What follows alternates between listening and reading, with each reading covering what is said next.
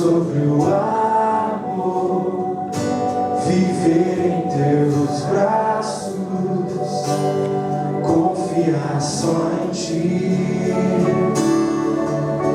O mundo não é o meu lugar, mas é onde eu devo mostrar que tudo contigo é tão melhor, que a vida perfeita ainda vem. E eu te amarei, eu te amarei por toda a eternidade, olhando em seu olhar.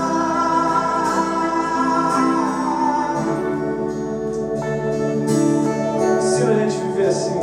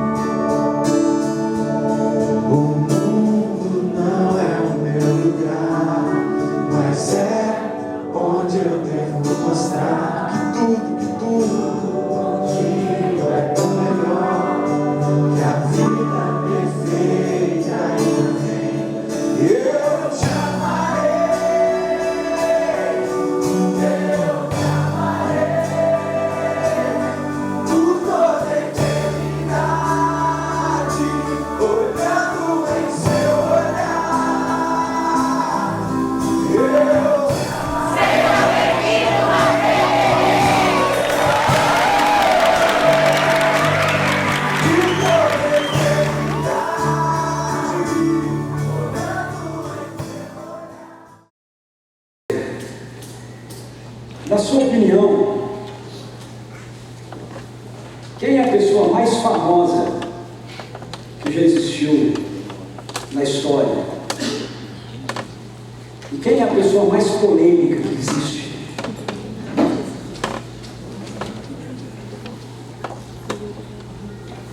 A pessoa mais famosa que você acha que já existiu na história? É isso aí. Quem é a pessoa mais polêmica que existe? Eu não sei falar o nome dele, mas o cara lá da Coreia do Norte. Ele é polêmico, né? O Putin, lá da União Soviética, da Rússia. O atual presidente dos Estados Unidos, o Lula.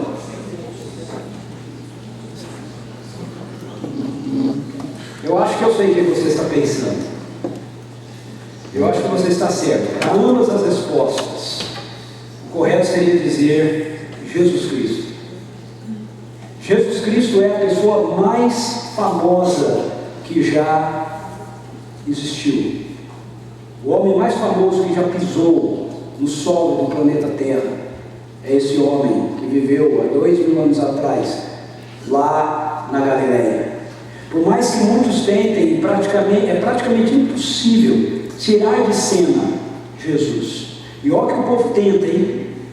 O povo tenta, se esforça muito, mas é praticamente impossível tirar de cena Jesus. Ele foi a pessoa mais famosa que existiu. Tão famosa que o mundo ficou dividido por antes de Cristo e depois de Cristo. Agora existe todo um movimento em nome do pós-cristianismo, que está tentando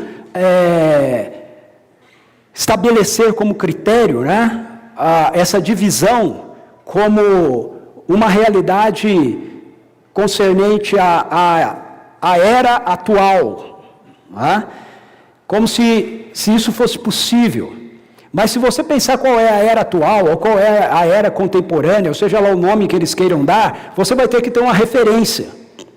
E não adianta, essa referência vai chegar na pessoa de Jesus, naquilo que ele realizou, naquilo que ele fez. Mas se ele é a pessoa mais famosa, ele também é a pessoa mais polêmica que existe, até hoje. Muitas pessoas se inquietam com quem Jesus é, com o que Jesus fez, com o que Jesus diz. Algumas pessoas tentam substituir a pessoa de Jesus por outras pessoas famosas. Por exemplo, Madre Teresa de Calcutá foi uma grande mulher, não é? Por exemplo, William Wilberforce, que trabalhou pela libertação dos escravos, o fim da escravatura na Inglaterra. É um sujeito super famoso. Por exemplo, Martin Luther King, que lutou pelos direitos sociais, pelo fim da discriminação racial nos Estados Unidos, é muito famoso. Gandhi, que lutou através de uma resistência não armada, uma resistência pacífica pela libertação da Índia, do jugo dos ingleses. Martinho Lutero. Nós estamos celebrando 500 anos da Reforma. Não é? Agora, preste atenção. O que é em comum entre todos eles? Todos eles fizeram o que fizeram, tomando como inspiração Jesus de Nazaré. Todos. Gandhi também. Gandhi diz que ele fazia aquilo que ele viu o Cristo dos cristãos ter feito. Que ele cria no Cristo dos cristãos, mas ele não acreditava nos cristãos. Veja, todos eles. Se você levantar o nome de uma pessoa que foi muito famosa e que fez o bem, porque tem gente famosa que fez o mal. Mas se você levantar o nome de pessoas famosas que fizeram o bem, que marcaram a história, você vai chegar à conclusão que Jesus está por detrás deles. Jesus os inspirou, Jesus os motivou. Se não diretamente, indiretamente, com o seu ensino, com o seu posicionamento. A compreensão, por exemplo, de Martinho Lutero, de que em Jesus Cristo, tudo o que havia necessário ser feito para a nossa redenção, havia sido feito, o libertou de um peso da religiosidade que o cristianismo da sua era impunha sobre as pessoas. Martinho Lutero era desesperado com essa ideia de que ele precisava ter a certeza da sua salvação. E ele não tinha certeza da sua salvação, ainda que ele fizesse todas as coisas que a igreja dizia que ele tinha que fazer, ainda que ele cumprisse todas as penitências que a igreja dizia que ele tinha que cumprir, ainda que ele comprasse todas as indulgências que a igreja dizia que ele teria que comprar, ainda que ele fizesse além daquilo que normalmente os monges na época faziam, em termos da sua devoção a Deus, ainda assim, ele era desesperado. Os biógrafos de Lutero diziam que ele chegava a confessar, às vezes, no mesmo dia, 3, 4 vezes. Os padres confessores não aguentavam mais ver Lutero, a ponto de uma vez um padre dizer para ele: escuta, já que você vem confessar, comete um pecado sério, mata alguém, faz alguma coisa que seja digno de você vir aqui confessar. Porque ele ia confessar por qualquer coisa. Tamanho era o anseio dele pela salvação e a incerteza dele pela salvação. Até que ele se depara, estudando o texto de Romanos, com essa realidade de que o justo viverá pela fé. Fé naquilo que Jesus Cristo fez, fé na pessoa de Jesus, fé naquilo que Deus realizou através de Jesus, e isso o libertou. E o levou a ser convicto de que ele precisava dizer o que ele disse em prol da causa de Cristo. Que somente através daquilo que Jesus realizou, daquilo que Jesus fez, é que nós podemos realmente encontrar libertação para a nossa vida, salvação para a nossa vida, reconciliação com Deus, paz, que é algo que todo mundo anseia tanto, todo mundo busca tanto. Então ele dizia que ele não podia ir contra a consciência dele, contra essa realidade, contra essa convicção. Por conta dessa postura de Lutero é que nós temos esses solas Christus, ou seja, somente em Jesus, somente em Cristo.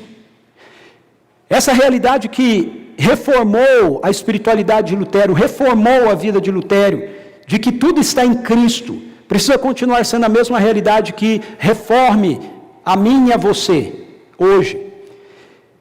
E para a gente continuar sendo reformados pela pessoa de Cristo, é importante que a gente entenda duas coisas. Primeiro, quem realmente Jesus Cristo é.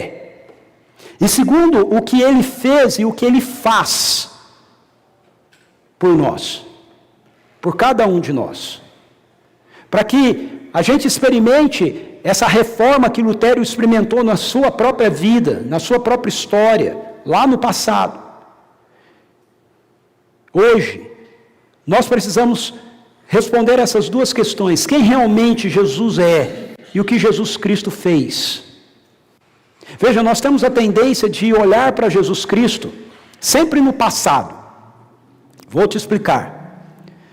Quando nós abrimos a Bíblia e nós lemos os Evangelhos, nós lemos as narrativas do Evangelho, nós nos deparamos com a pessoa de Jesus, ok? Jesus encarnado, Jesus vivendo como um ser humano entre nós. Nós, por aquilo que a Bíblia nos ensina, entendemos e cremos que Jesus, aquele homem, é Deus, ok? Que se fez um ser humano.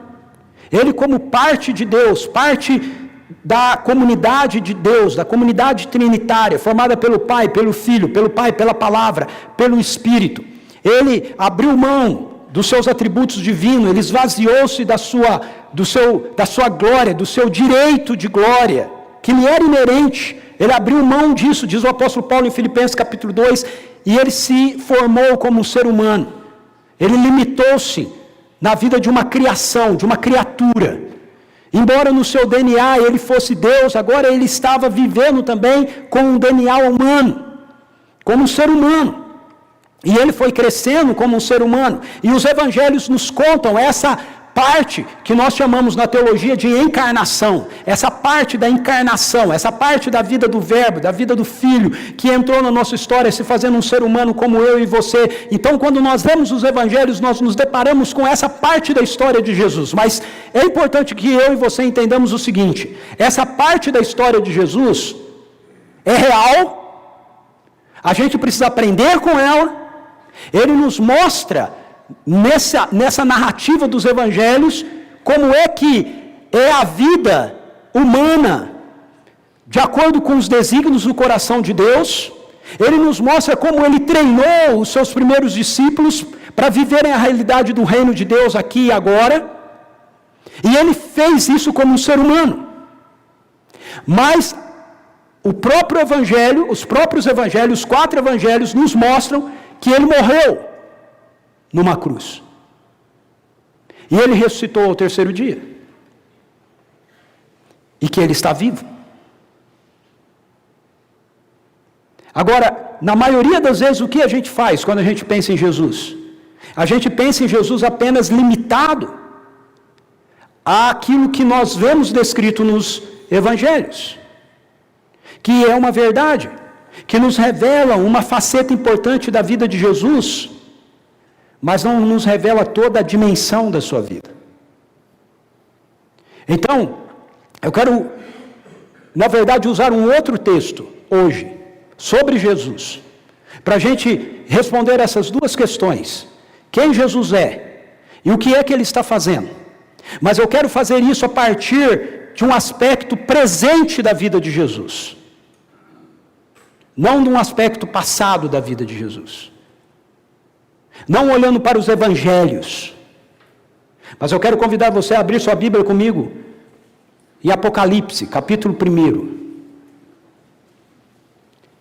Porque a história de Jesus, ela continua, ok? Ela continua. Ele se encarnou, ele viveu entre nós, ele morreu, ele ressuscitou.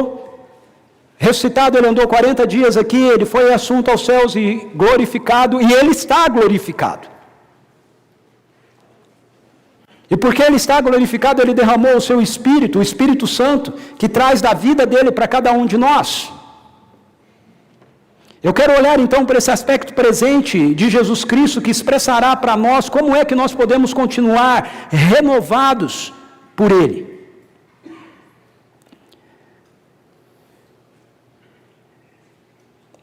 Apocalipse capítulo 1.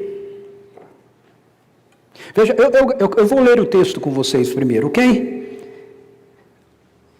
Revelação de Jesus Cristo, que Deus lhe deu para mostrar aos seus servos. Eu acho que pode baixar um pouquinho o meu microfone. Ele está dando uma microfonia aqui. Revelação de Jesus Cristo, que Deus lhe deu para mostrar aos seus servos o que em breve há de acontecer. Ele enviou o seu anjo para torná-la conhecida ao seu servo João, que dá testemunho de tudo o que viu, isto é, a palavra de Deus e o testemunho de Jesus Cristo. Feliz aquele que lê as palavras desta profecia, e feliz aqueles que ouvem e guardam o que nela está escrito, porque o tempo está próximo. João, às 7 igrejas da província da Ásia.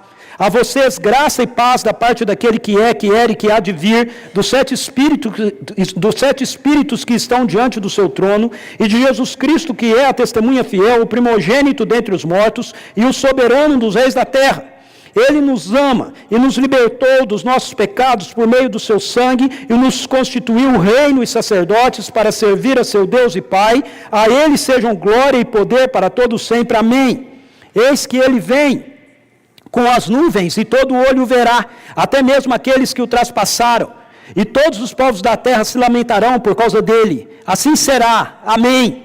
Eu sou o Alfa e o Ômega, diz o Senhor Deus, o que é, o que era e o que há de vir, o Todo-Poderoso. Eu, João, irmão e companheiro de vocês no sofrimento, no reino e na perseverança em Jesus, estava na ilha de Patmos por causa da palavra de Deus e do testemunho de Jesus. No dia do Senhor, achei-me no Espírito e ouvi por trás de mim uma voz forte como de trombeta que dizia: escreva num livro que você vê e envia a essas 7 igrejas, Éfeso, Esmirna, Pérgamo, Tiatira, Sardes, Filadélfia e Laodiceia. Voltei-me para ver quem falava comigo. Voltando-me vi 7 candelabros de ouro. E entre os candelabros alguém semelhante a um filho de homem, e com uma veste que chegava aos seus pés e um cinturão de ouro ao redor do peito.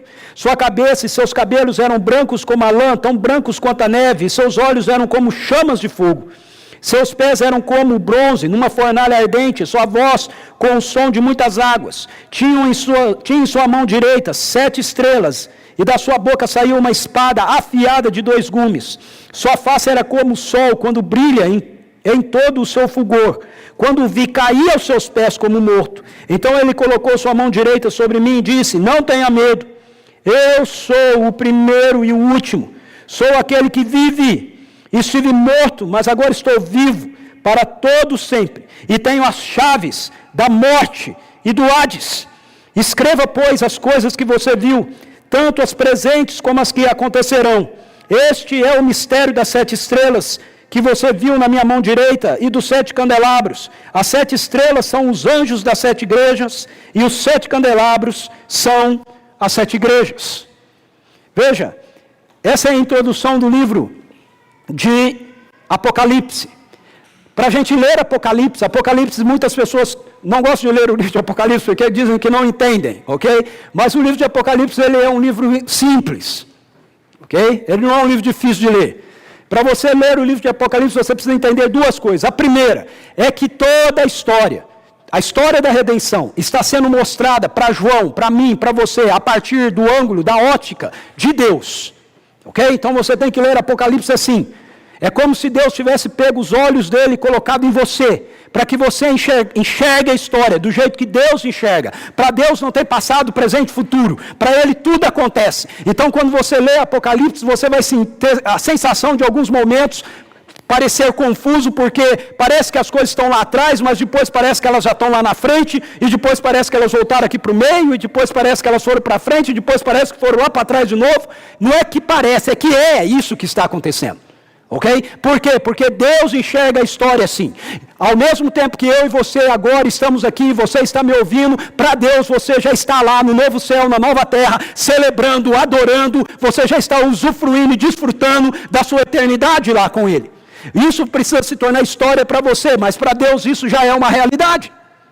Então Apocalipse é um livro assim que mostra para a gente a história a partir da ótica de Deus. A segunda coisa que você precisa entender é que Apocalipse, ele não é um livro de curiosidade, ele é um livro de adoração. Apocalipse é um livro de adoração. A ênfase de Apocalipse é que Deus é digno de ser adorado, o Cordeiro é digno de ser adorado, e é isso que você vai ver perspassando todo o texto, todo o livro de Apocalipse, do começo ao fim. Ele é digno de ser adorado. Ele é digno, Ele é rei, Ele é o Senhor. A Ele pertence toda a honra, glória, louvor. E você vai ver então isso sendo expresso assim, dentro do céu, dentro da realidade do céu, mas também dentro da história. E dentro, no centro disso tudo, está a figura do Cordeiro, está a figura de Jesus. Então, quem Jesus Cristo é? Veja, João, aí na introdução do seu livro, ele já apresenta para a gente a pessoa de Jesus. Ele diz assim: e de Jesus Cristo, que é a testemunha fiel, o primogênito dentre os mortos e o soberano dos reis da terra. João define Jesus aqui de 3 maneiras diferentes. Primeiro, ele diz que Jesus é a testemunha fiel. O que isso significa? Isso significa que Jesus, ele é a expressão exata de quem Deus é. Na Bíblia, testemunho, a gente traduz a palavra testemunho no grego é marturia, que significa sacrifício, entrega, ok? Ele tem esse sentido de sacrifício, de entrega. Mas a ideia de testemunho é que você se entrega, você se sacrifica por uma realidade que você conhece, que você experimenta. Então Jesus, ele é a testemunha fiel, porque ele é aquele que fielmente expressa quem Deus é.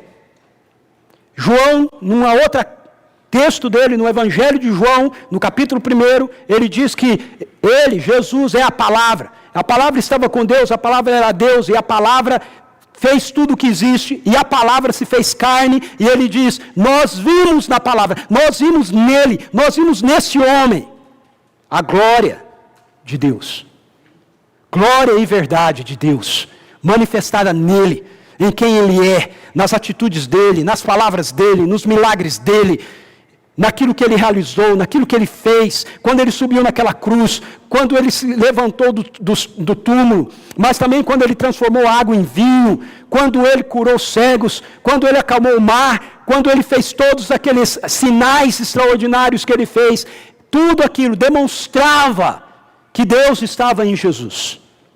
Deus estava em Jesus. Então, Jesus é a testemunha fiel porque ele é a expressão exata de quem Deus é. O apóstolo Paulo colabora com esse pensamento de João, quando ele, na sua carta aos Colossenses, capítulo 1, verso 15, ele diz assim, ele, se referindo a Jesus, ele é a imagem do Deus invisível, o primogênito de toda a criação. Veja, ele, esse homem, é a imagem do Deus invisível, o primogênito de toda a criação, pois nele foram criadas todas as coisas, no céu, na terra, as visíveis, as invisíveis, sejam tronos ou soberanias, poderes ou autoridades, todas as coisas foram criadas por ele e para ele. Ele é antes de todas as coisas e nele tudo subsiste. Ele é a cabeça do corpo que é a igreja, é o princípio e o primogênito dentre os mortos, para que em tudo tenha supremacia, pois foi do agrado de Deus que nele habitasse. Preste atenção, nele, nesse homem, Jesus de Nazaré,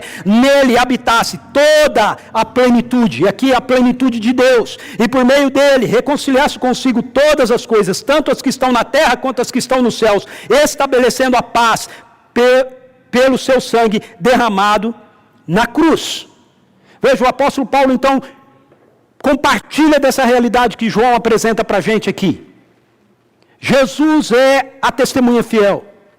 Não há como você saber quem Deus é. Não há como você conhecer Deus. Não há como você se relacionar de verdade com Deus sem que você se relacione com Jesus. Sem que você o compreenda. Sem que você se renda a Ele. Sem que você o adore. Sem que você se submeta ao governo amoroso dele na sua vida. Não há como. Não há como.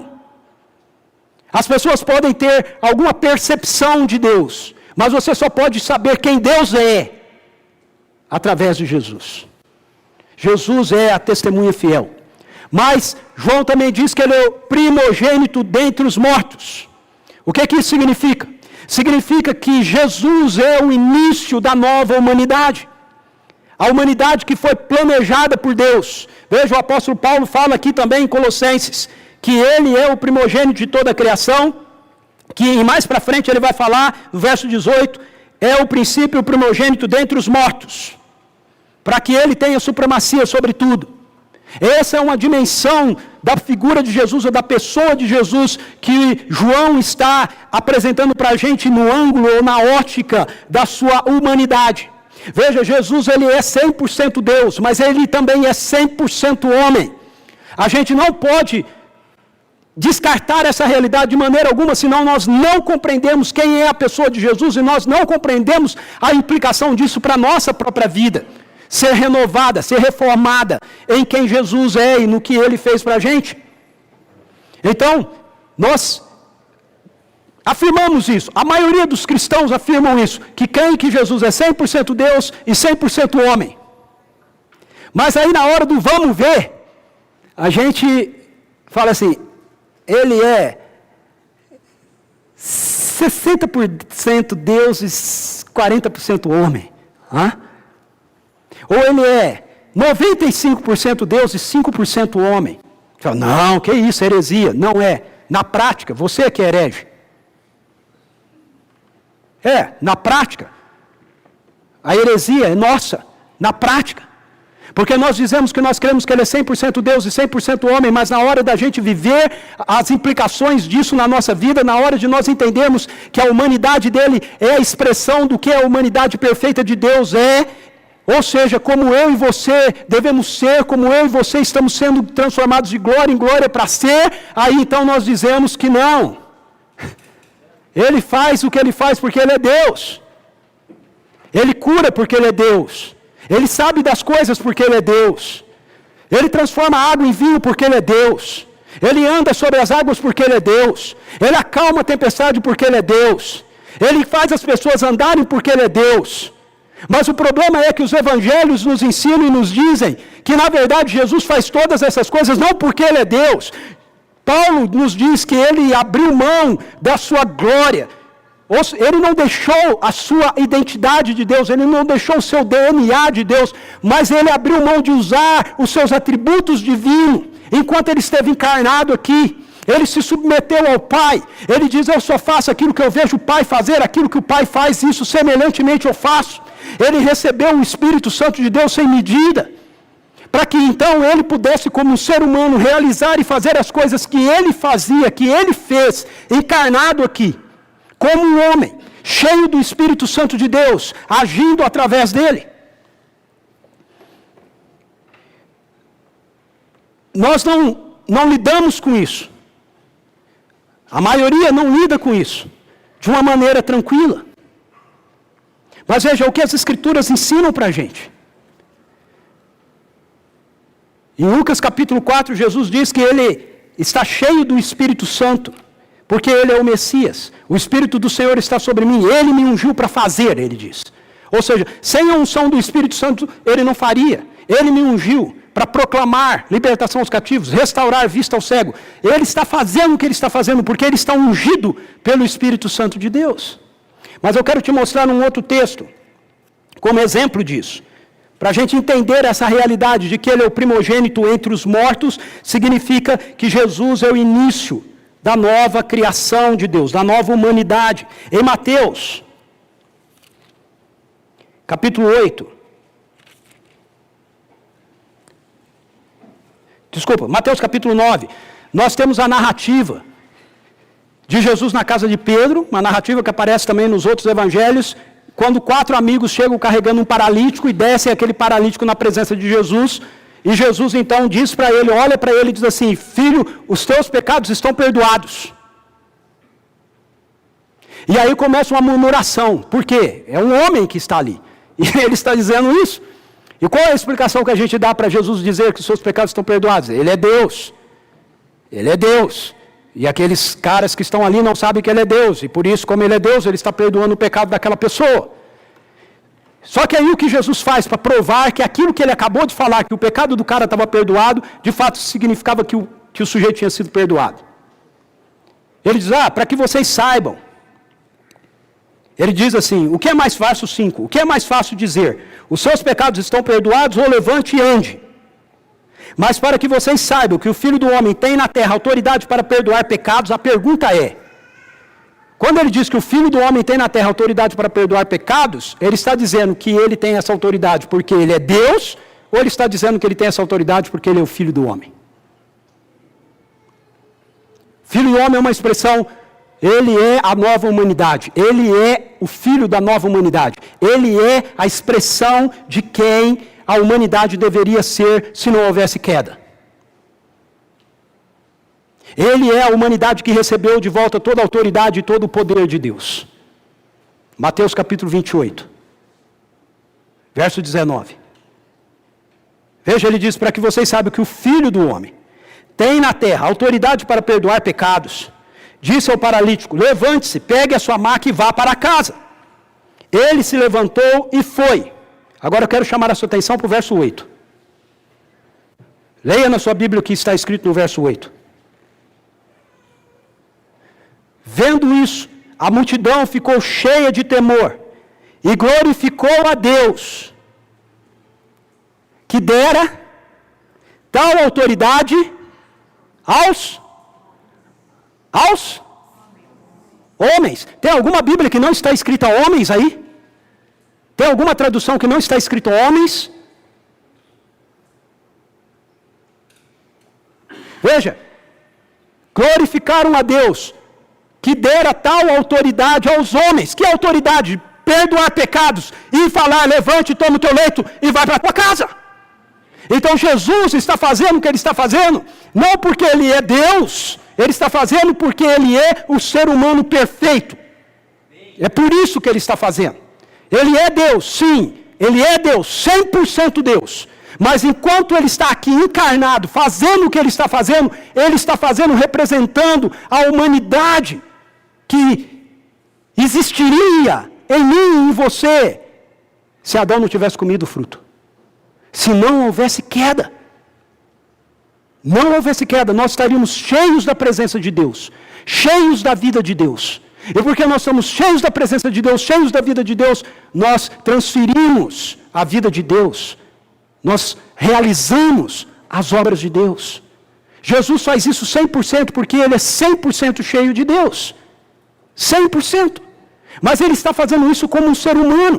Veja, a conclusão deles não é glorificar a Deus dizendo, nossa, Jesus é o Filho de Deus. Não, a conclusão deles é glorificar a Deus dizendo, nossa, uau, que autoridade que Deus deu aos homens.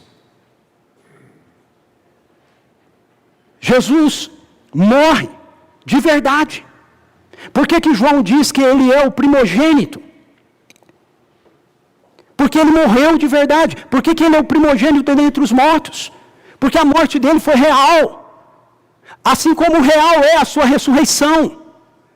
Assim como é real o fato de que Ele continua vivo.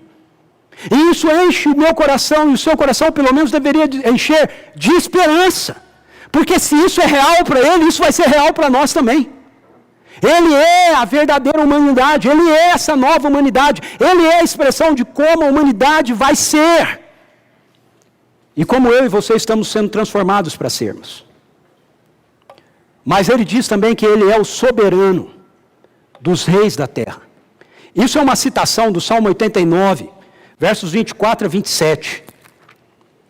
Salmo 89, versos 24 e 27, Deus diz assim, a minha fidelidade e o meu amor o acompanharão. Ele está falando do Messias. E pelo meu nome aumentará o seu poder. Veja, é um ser humano. Por que aumentará o seu poder?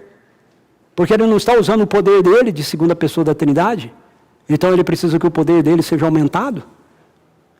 Pelo meu nome aumentará o seu poder. A sua mão dominará até o mar.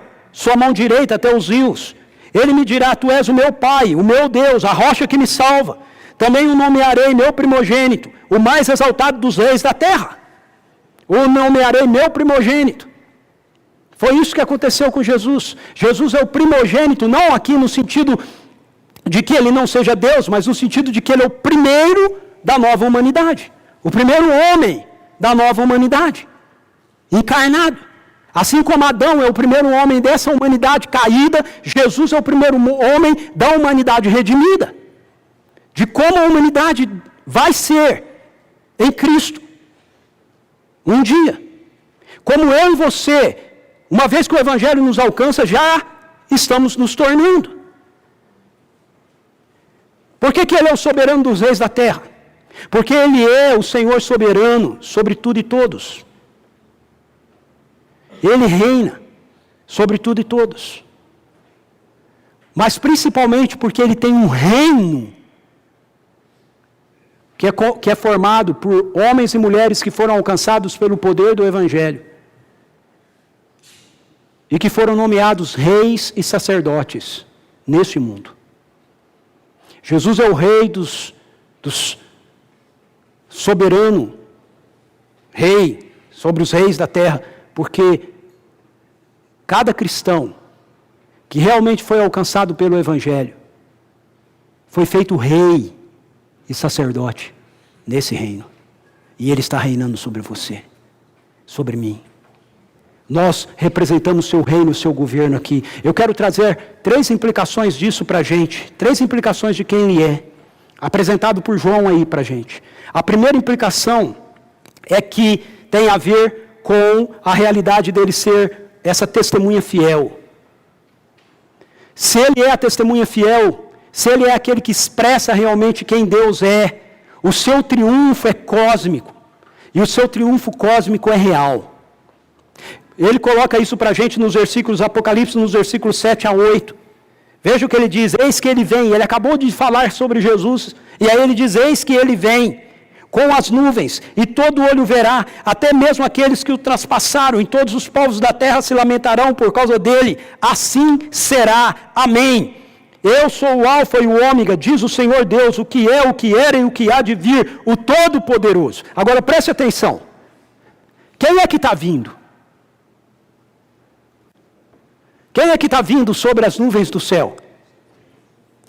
Jesus, o homem Jesus, a pessoa Jesus.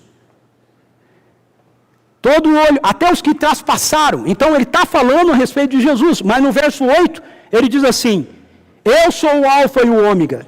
Quem que diz isso? O Senhor Deus. O que é, o que era e o que há de vir. O Todo-Poderoso. Então quando Jesus vem, quem que vem? Deus.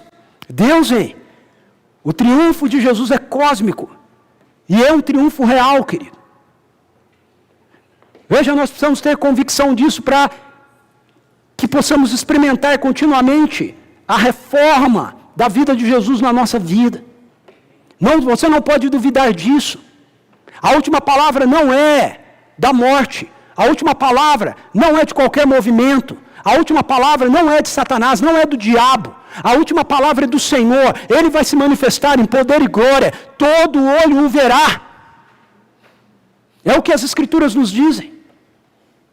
Outra implicação é que o seu domínio sobre a morte e o diabo é real. Se ele é o primogênito da nova criação, primogênito dentre os mortos, ele expressa essa nova criação. Então a vitória dele sobre o diabo e a morte são verdadeiras. Isso ele mostra para a gente nos versos 17 e 18. João diz assim, quando vi, caí aos seus pés como morto. Então ele colocou a sua mão direita sobre mim e disse, não tenha medo. Eu sou o primeiro e último, parecido com o que ele falou lá no verso 8, eu sou o Alfa e o Ômega. Eu sou o primeiro e último, sou aquele que vive. Eu sou aquele que vive. Estive morto, mas agora estou vivo para todos sempre. Eu estou vivo para todos sempre. E mais, eu tenho as chaves da morte e do Hades. As chaves da morte não estão mais nas mãos do diabo. As chaves do Hades não estão mais nas mãos de Satanás. A chave da morte e do Hades estão nas mãos de Jesus. Porque ele morreu, mas ele vive. Ele diz, eu estive morto, mas eu vivo. Eu estou vivo. Você acredita nisso? Jesus está vivo. Vivo. Ele é um homem, aquele homem que viveu aqui 2000 anos atrás, que andou, empoeirou seus pés lá na Galileia, morreu de verdade, ressuscitou de verdade, e ele está vivo, vivo. Ele não está falando disso a respeito de si como Deus ele não pode morrer. Ele está falando a respeito de si como um ser humano, que representa a mim e a você, representa a humanidade.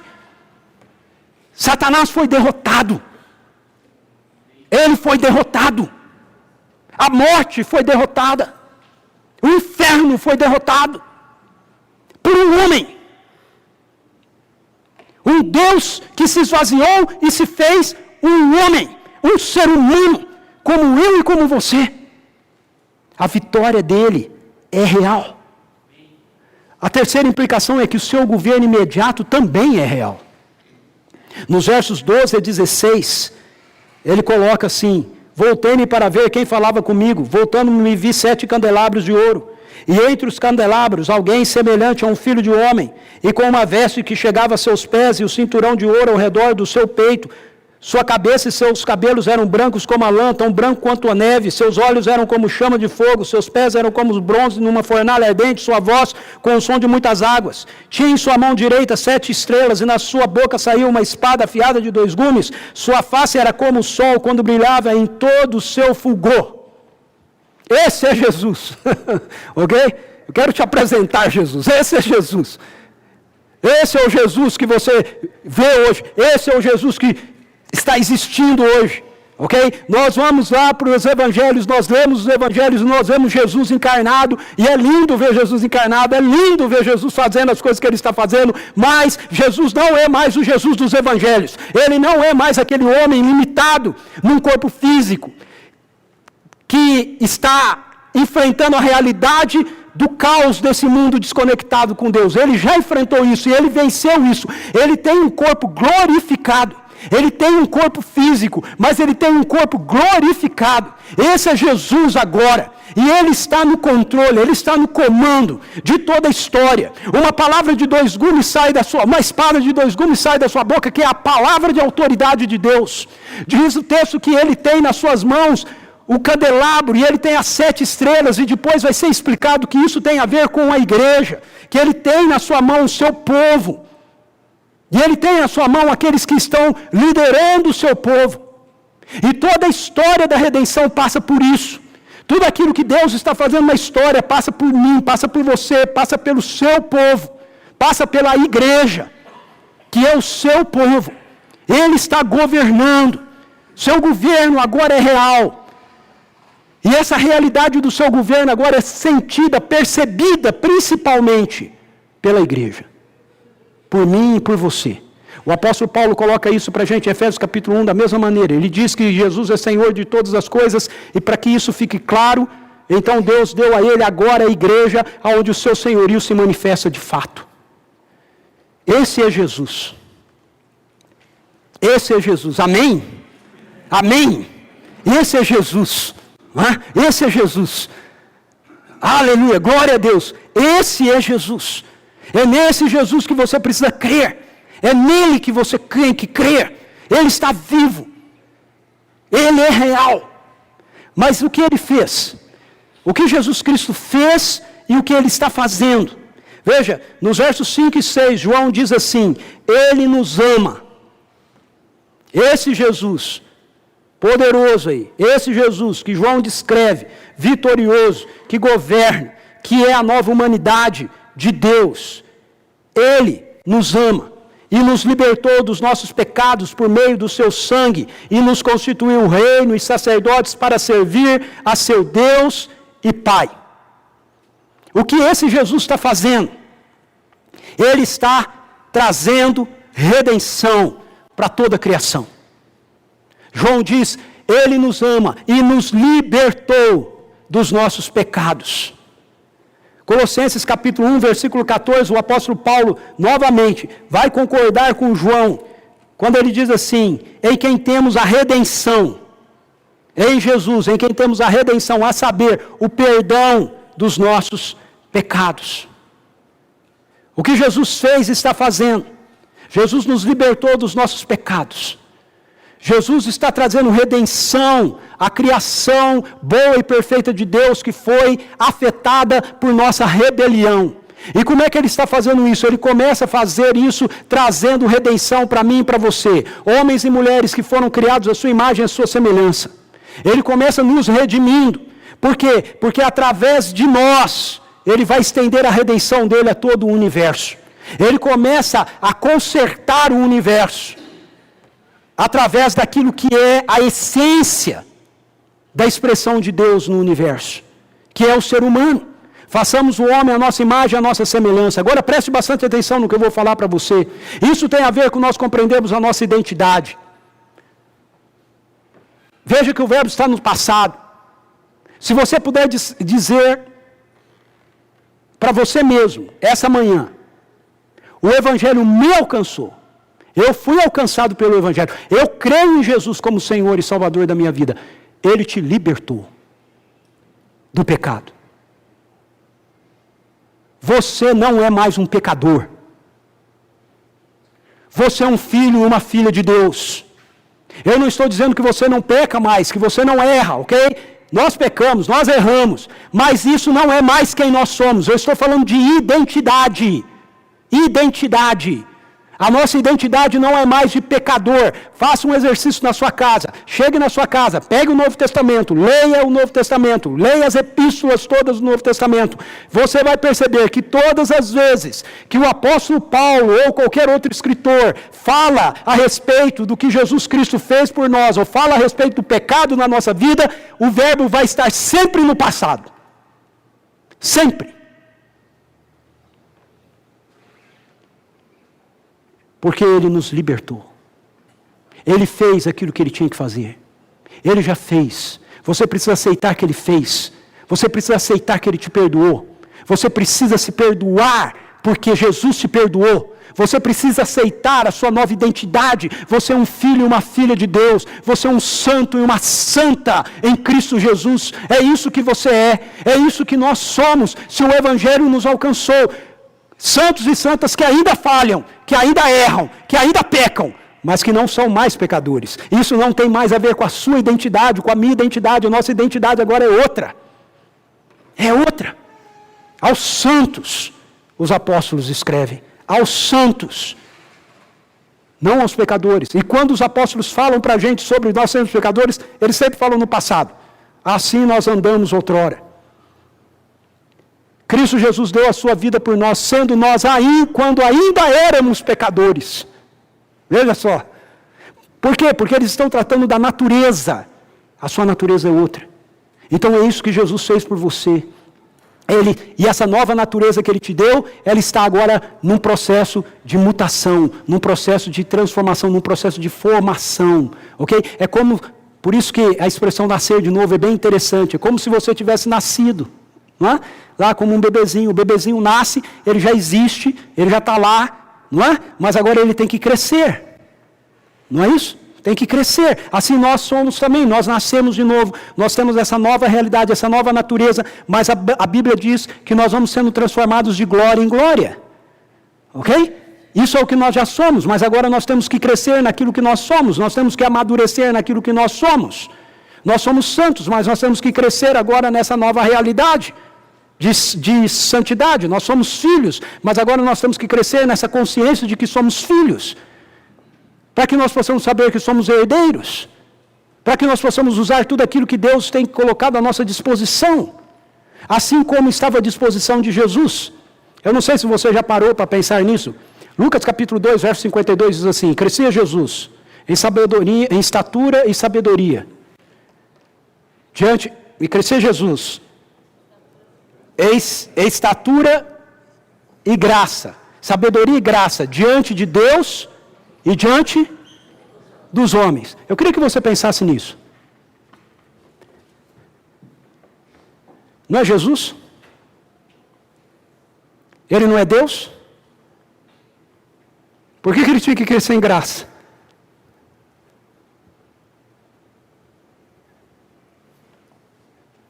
Por que ele tinha que crescer em graça? Ele não é Deus? Ah, muito bem. É Deus. Seu DNA é Deus, mas ali está um ser humano. Sem pecado, mas um ser humano. E ele precisa crescer em graça. E não só diante dos homens, mas ele também precisava crescer diante de Deus. Certo? E é Jesus, ele é perfeito, ele não tem pecado. Mas ele tem que crescer em estatura, sabedoria e graça diante de Deus e dos homens. Por quê? Porque assim é a sua nova vida, assim é a minha nova vida em Cristo Jesus. Nós nascemos de novo, temos uma nova identidade, somos santos, não somos mais pecadores, somos filhos e filhas. Mas nós precisamos crescer em estatura, sabedoria e graça diante de Deus e também diante dos homens.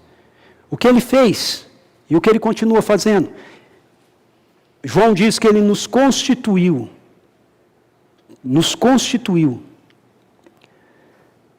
um reino de sacerdotes, reis e sacerdotes, para servir a seu Deus e Pai.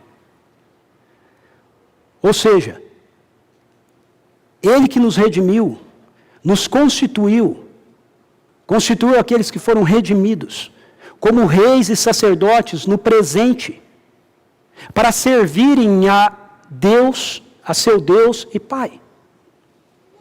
Jesus, ele está assunto aos céus, nos céus. A Bíblia diz que ele está assentado à destra de Deus Pai Todo-Poderoso. Mas Jesus, ele também continua operando e agindo aqui, agora, nesse exato momento. Como ele faz isso? Ele faz isso através do derramar do seu Espírito na vida daqueles que foram redimidos, nos constituindo seus representantes legais, seus reis, seus sacerdotes, nessa presente era má, para estar servindo a seu Deus e Pai. Então aquilo que Jesus fazia enquanto ele estava encarnado aqui, num ser humano, limitado, ele através do seu Espírito, o Espírito Santo de Deus que estava nele, que agora ele derramou sobre a igreja, ele continua fazendo, através de mim e através de você. Por isso que ele é o Rei dos Reis, o soberano sobre a terra. Porque ele tem um reino de reis, que ele está governando e ele está liderando.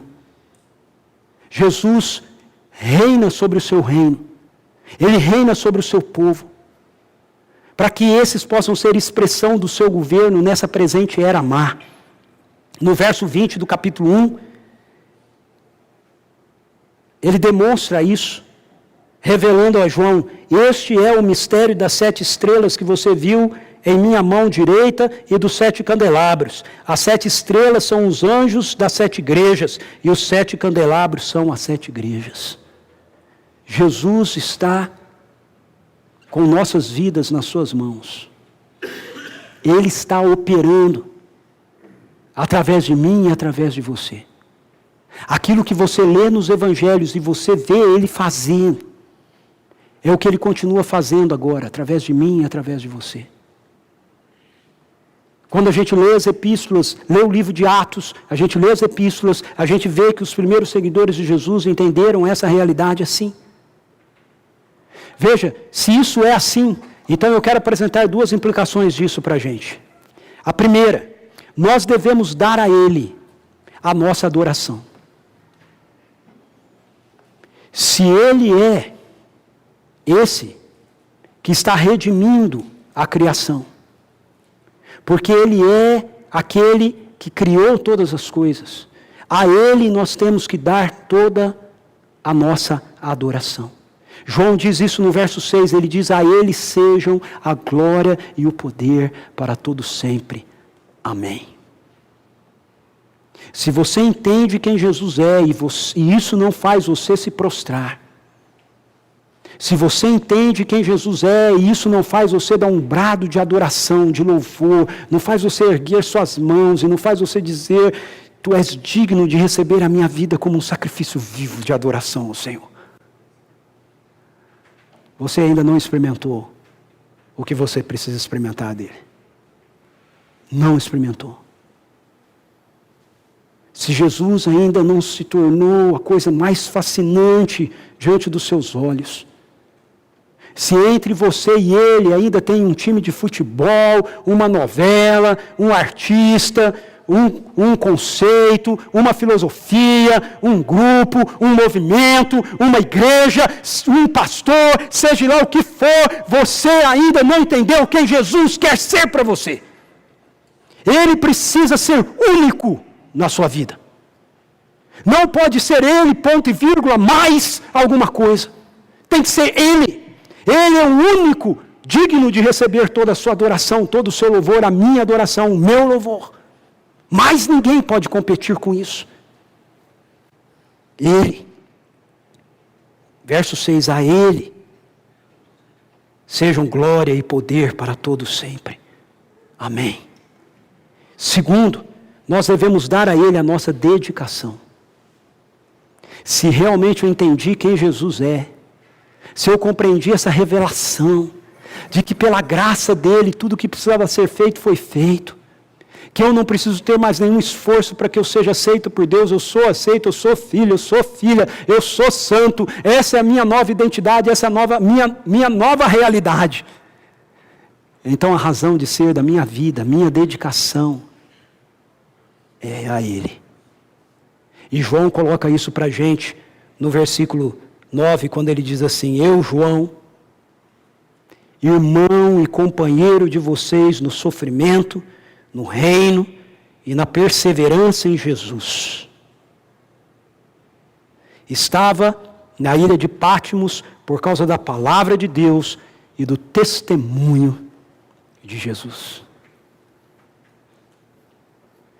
Veja, Jesus é a fiel testemunha de Deus. Eu e você, como seguidores de Jesus, a igreja como povo de Jesus, precisa ser a fiel testemunha de Jesus. Como Jesus foi a fiel testemunha do Pai,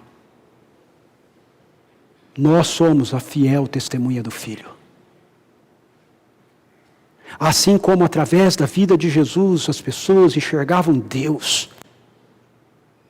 através da nossa vida, como seu povo, reis e sacerdotes, as pessoas precisam enxergar Jesus. E por causa disso, por causa dessa dedicação,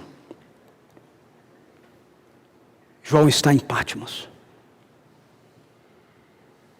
És tudo para mim, Senhor. Toda a minha vida está dedicada ao Senhor. Nada mais concorre, nada mais compete com ela. Sabe, eu creio, irmãos, e eu anseio de todo o meu coração. Queria chamar o pessoal da música aqui.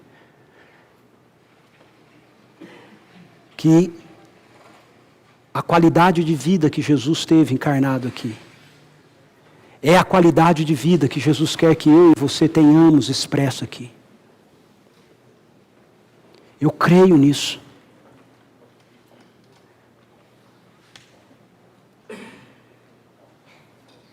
O poder de Deus se manifestava através de Jesus, o amor de Deus se manifestava através de Jesus. E Jesus quer que o seu poder e o seu amor seja manifestado agora através de nós. Há um mundo quebrado, um mundo ferido, um mundo machucado. Um mundo de pessoas que estão cada vez mais sem referências, cada vez mais confusas, correndo atrás de soluções em lugares que não existem solução. Nunca a identidade do ser humano foi tão atacada como tem sido atacada nessa nossa geração. Nunca foi tão deformada como tem sido deformado nessa nossa geração. Qual é a resposta para isso? Que resposta que eu e você como igreja temos para isso? Veja, não é nós brigarmos. Não é nós brigarmos, não é nós atacarmos as pessoas. A resposta que eu e você temos para isso tem que ser a resposta que Jesus deu para isso. Nós precisamos servir mais, nós precisamos ver mais sinais e maravilhas, nós precisamos ver mais pessoas sendo curadas, nós precisamos ver mais pessoas sendo libertas, nós precisamos ver mais pessoas sendo servidas por nós, abraçadas, amadas por nós. Sabe, tudo isso que a gente tem visto aí, a história, vai sempre se repetindo, mostrando para a gente. Todas as vezes que o mundo entra numa derrocada moral, todo mundo celebra, até que a consequência da rebelião se manifeste. E vai se manifestar. Aí quando se manifesta, no passado houve peste bubônica, peste negra, um monte de enfermidades por causa de vida de devassidão.